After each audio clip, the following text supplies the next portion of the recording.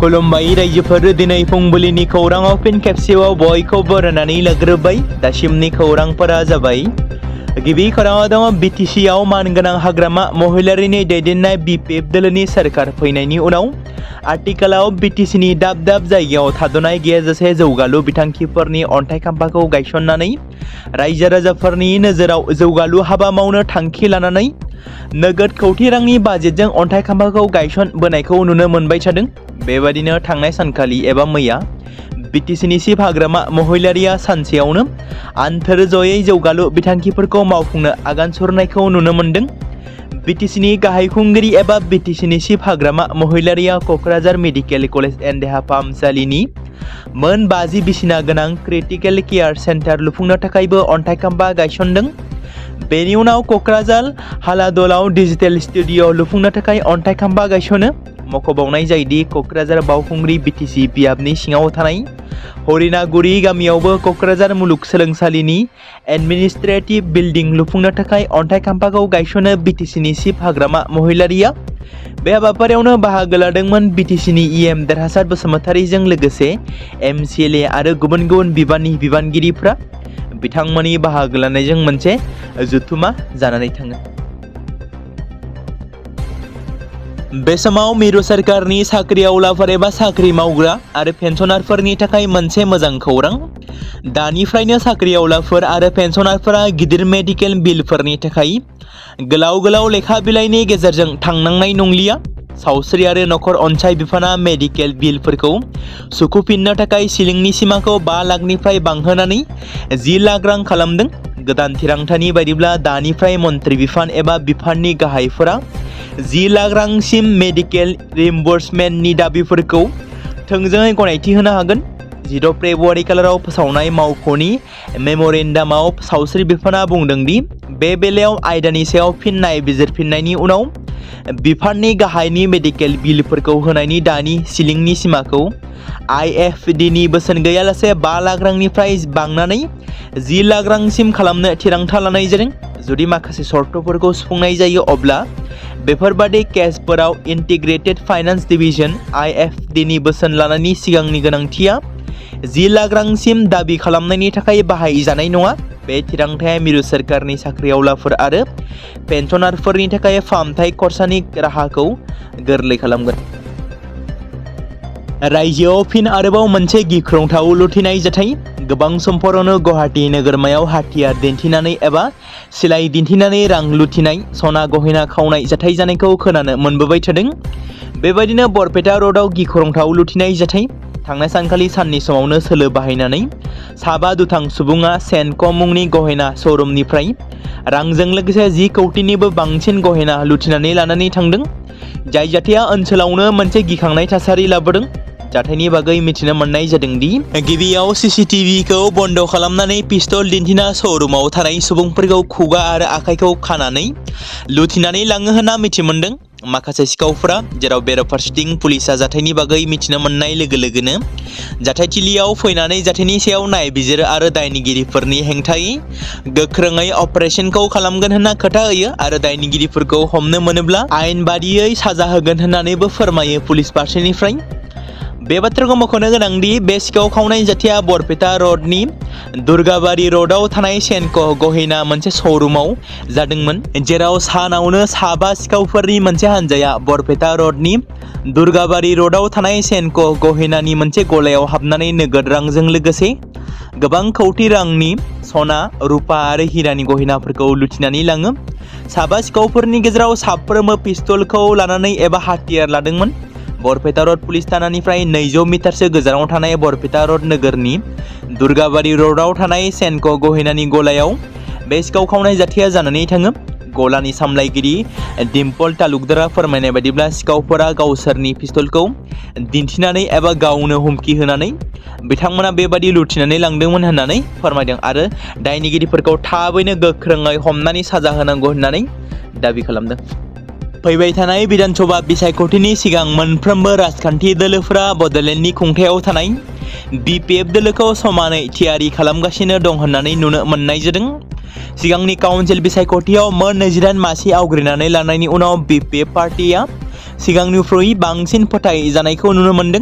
बे खेबाव एप्रिल दानाव जानो गोनां बिधान सभा बिसायख'थिनि थाखाय दोलोआ गावनि गोहोखौ दिन्थिनो थाखाय बिसायख'थिनि थाखाय साखाफारा जाफिनदों। मख'जाथाव दि BPF दोलोआ बिधान सभा बिसायख'थियाव मोनजिबा BTC बियाबाव बिसायख'थि गेलेनानै आसामनि CM डक्टर हिमन्त बिश्व शर्मानि केबिनेटआव सा-8 मन्थ्रिफोरखौ थिसनगोन।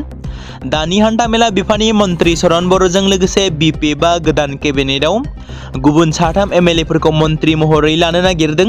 दोलोनि मिरु आफादारि नेहाथारि आब्दुल रहिम बिथाङा बुङो दि गासै मोनजिबा BTC बियाबफोराव बिजाथि देरहाखांनायनि उनाव डक्टर हिमन्त बिश्व शर्माखौ हेफाजाब होनायनि थाखाय दोलोआ गोदान केबिनेटआव 4 मन्थ्रिफोरखौ दाबि खालामगोन होननाबो मिजिंथिदों। मैया क'क्राझारनि आर'नाइ फरायसालिमायाव EVM सांग्रांथि हाबाफारि खुंफुंनाय जादों। गोदानै मुं थिसनजानाय भटारफोरनि थाखाय क'क्राझारनि आर'नाइ फरायसालिमायाव EVM आरो VVPATनि दिन्थिफुंनाय हाबाफारि लानाय जालाङो। बे जथुम्मानि थांखिया लाइमोन भटारफोरखौ इलेक्ट्रनिक भट होग्रा मेसिन आरो VVPATनि बाहायनायजों सिनायथि होनाय आरो सुबुंदारारि खान्थियाव बिसोरनि सांग्रां बाहागो लानायखौ थुलुंगा होनाय।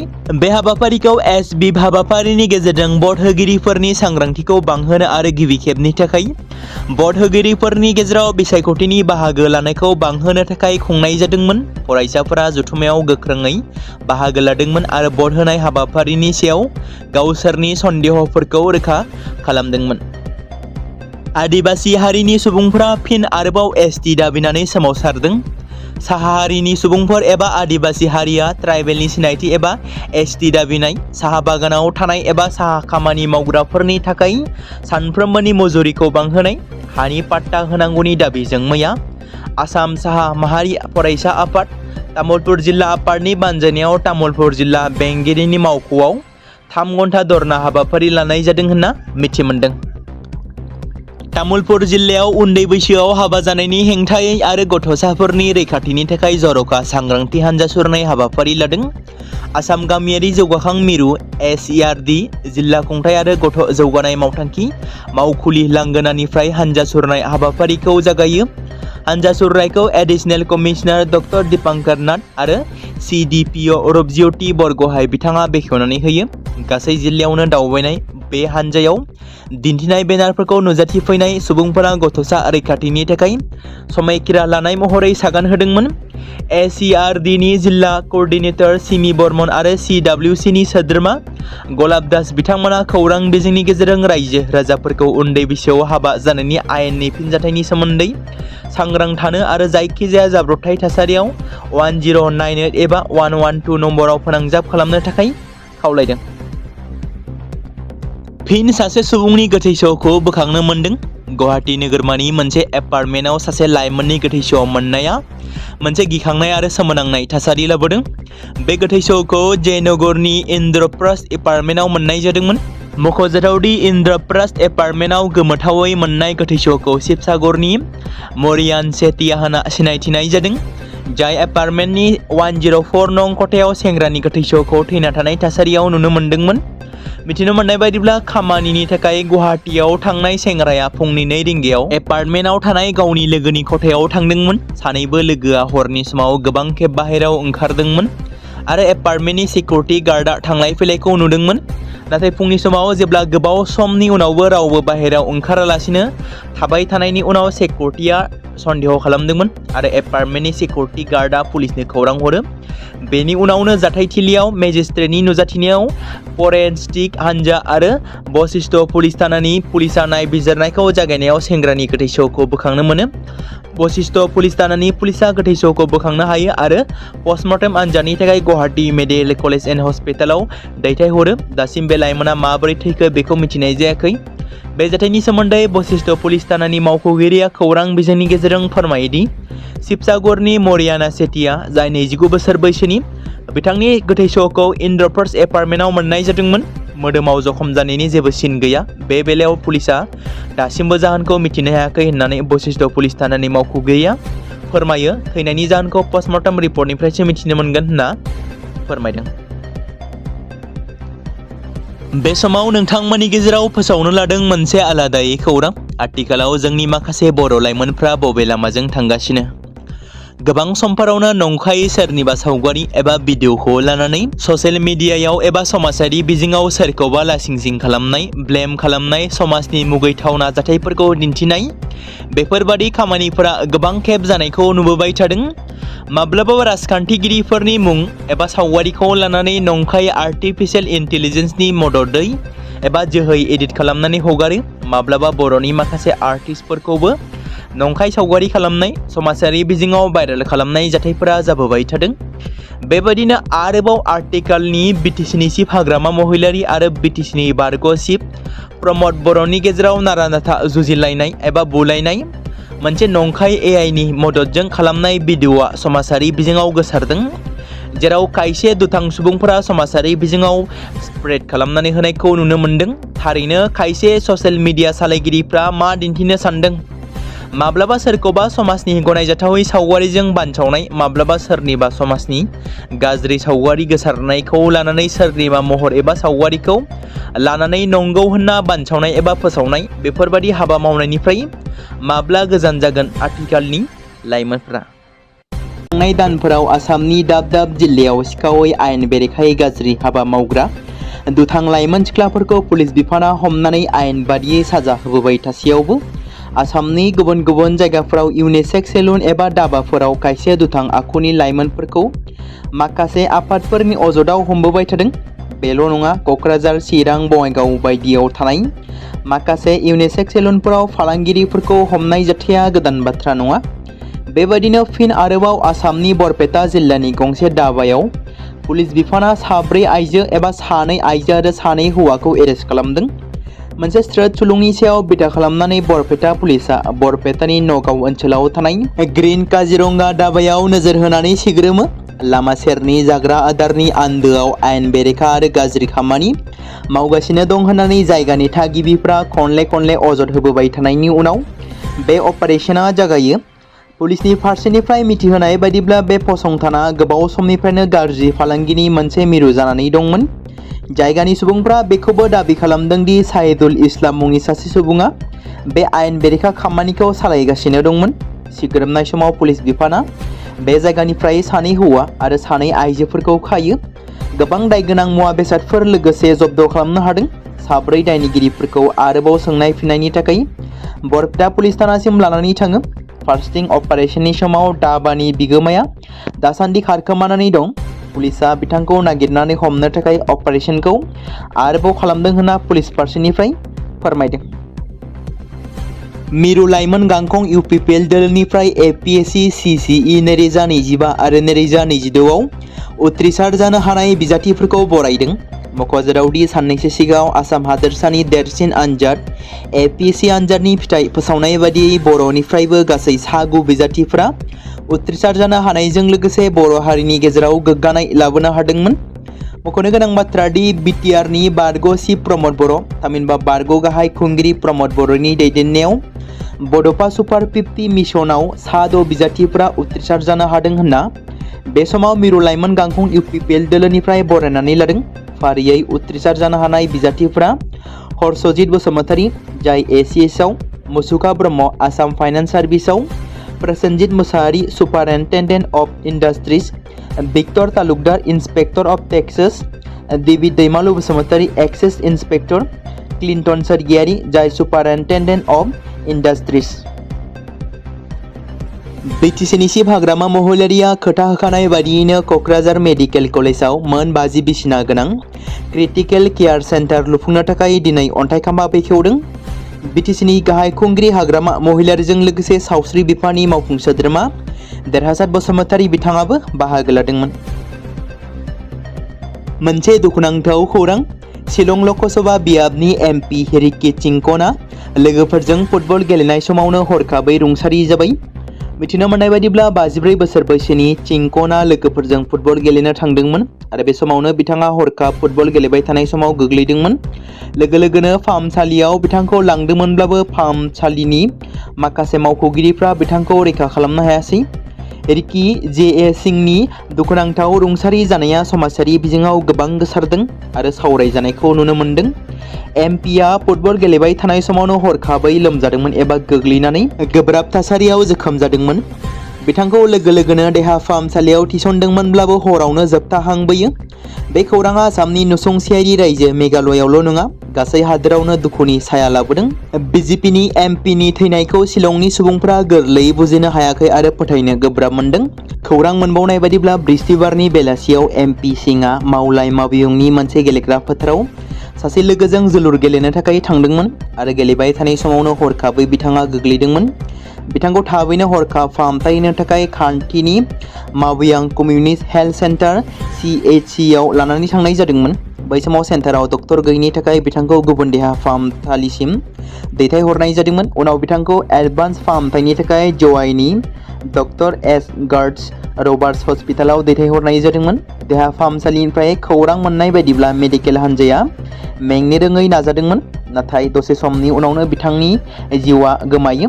मोनानि 8:42 रिंगासो समाव बिथांखौ थैबाय होननानै फोसावनाय जायो, जायनि जाहोनाव बिथांनि मददगिरिफोर, नखर, लोगोफोर आरो हादोरसानि सुबुंफोरा दुखुआव गोग्लैदों।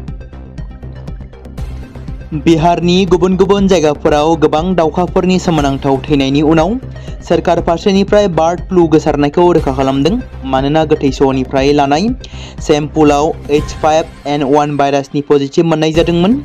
सोरखारा सुबुंफोरखौ गिनो नाङा होननानै खावलायदों आरो दासिम दाउनि मोदोमाव बे बेरामनि जेबो केस मोननाय जायाखै होननानै फोरमायदों। थांनाय दानसेयाव गुबुन गुबुन जिल्लाफोराव गोथै देहा मोननाय गासै 400 दावखाफोरनि सेम्पुलाव बार्ड फ्लु मोननाय जादोंमोन। दाउजों लोगोसे नाथाय रावबो सुबुंनि खहा जानाय खौरां मोनाखै, नाथाय जों सांग्रांथि महरै बिसोरनि सेम्पुलफोरखौ आनजाद नायनो थाखाय दैथायहरगासिनो दं होनना डायरी, ना फिसिनाय आरो जिब-जुनार सम्पद बिफाननि नेहाथारि कपिल अशोक शिरसाट बिथाङा खौरांगिरिफोरनि सिगाङाव बुंदों। कटिहार, बेतिया, पाटना आरो बागलफोरजों लोगोसे गुबुन गुबुन जिल्लाफोरनिफ्राय दावखानि गोथै सहनिफ्राय बुथुमनाय सेम्पुलफोरखौ बे दाननि गिबियावनो कलकातानि सोरखारजों सामलायजानाय eastern regional design diagnostic laboratory बेयाव दैथायहरनाय जादोंमोन होनना मिथि मोनदों।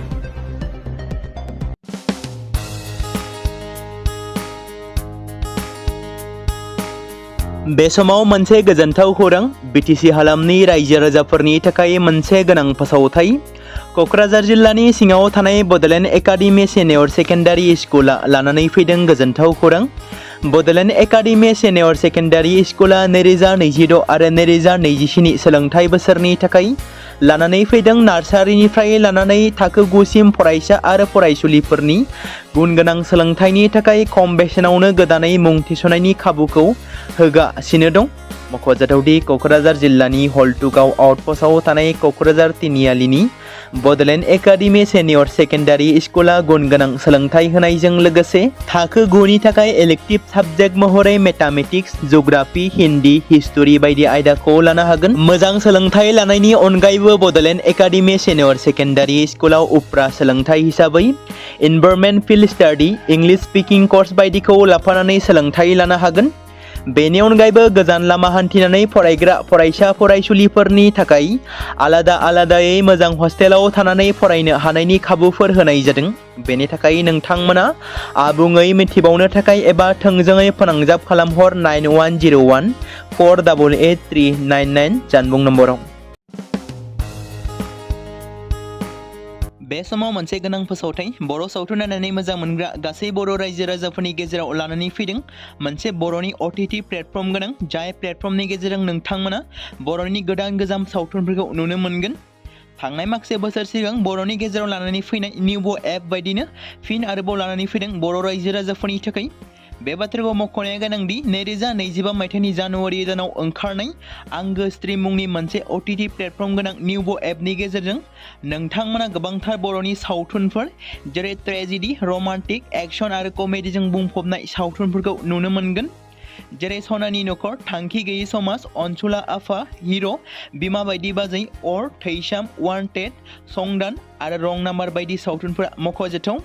बेफोर सावथुनफोरखौ नायनो थाखाय नोंथांमोना गिबियावनो आंगो स्ट्रिम एपखौ गाव गावनि मबाइलाव थानाय प्ले स्ट'रनिफ्राय डाउनल'ड खालामनानै लोगोसे इनस्टल खालामनानै गावनि मबाइल नाम्बारजों लग इन खालामनानै लाग्रोनांगोन।